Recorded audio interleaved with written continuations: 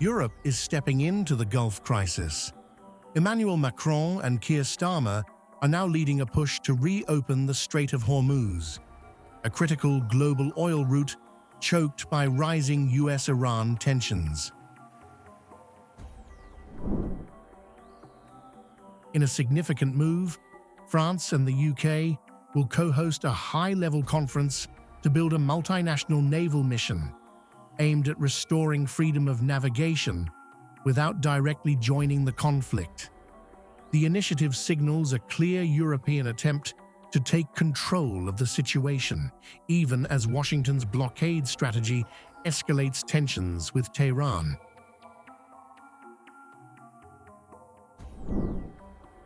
Together with the UK, we will organize a conference aimed at restoring freedom of navigation in the Strait. This strictly defensive mission is intended to be deployed as soon as circumstances permit. Macron has emphasized that the proposed mission will be strictly defensive and independent of warring sides, but the message is unmistakable. Europe is positioning itself as a stabilizing force, stepping into a crisis triggered by the US move to restrict Iranian maritime access.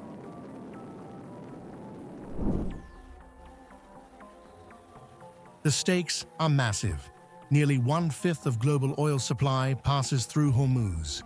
Its disruption is already sending shockwaves through global markets, raising shipping risks and fuel costs worldwide. The continued closure is deeply damaging global shipping and adding to cost of living pressures. With tensions soaring, Macron and Starmer are now pushing a European-led alternative, a coordinated mission to secure global trade routes, signaling a growing divide in how the West responds to the Gulf crisis.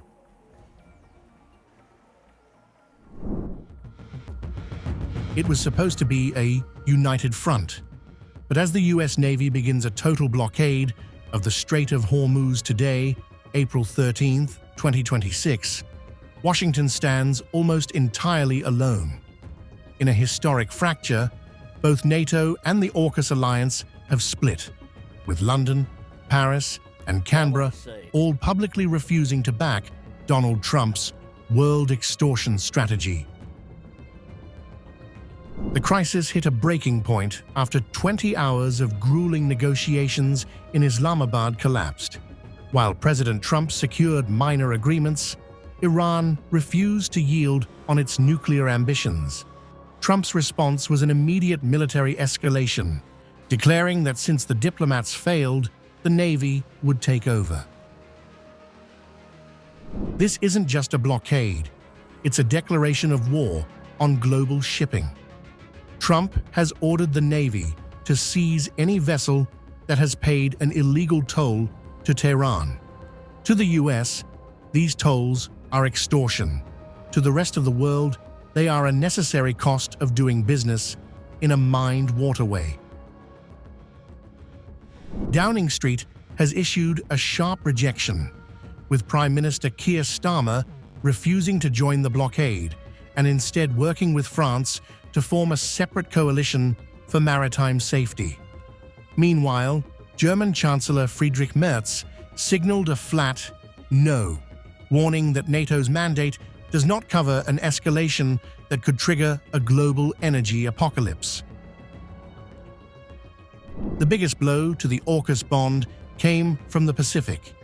Australia has officially pulled out, with Prime Minister Anthony Albanese revealing the US acted unilaterally without even consulting Canberra.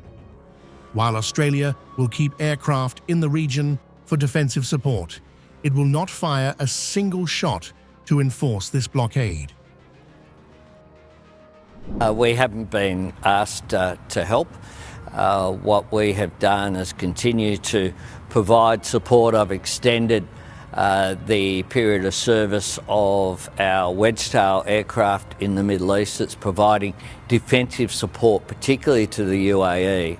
and to Gulf countries that aren't participants in the war but have been victims of it as a result of Iran's unprovoked attacks. And of course there are many Australian citizens, of course, particularly in the UAE, in Dubai and Abu Dhabi, around about 20,000. And so we have very much an interest in providing that defensive support for our friends there, and that's what we were asked to do by the UAE, and that is what we have done. The blockade has begun, but for the first time in history, the coalition of the willing is a coalition of one. Trump is betting he can break Iran's nuclear resolve alone. His allies are betting he is walking into a trap that will drag the entire global economy down with him. Well, I want to see the resumption of peace talks. We want to see an end to this conflict. It's having a devastating impact on the global economy, and the longer it goes, the bigger the impact will be and the longer the tail will be as well. And so we want to see an end to the conflict. We've made that very clear for some time.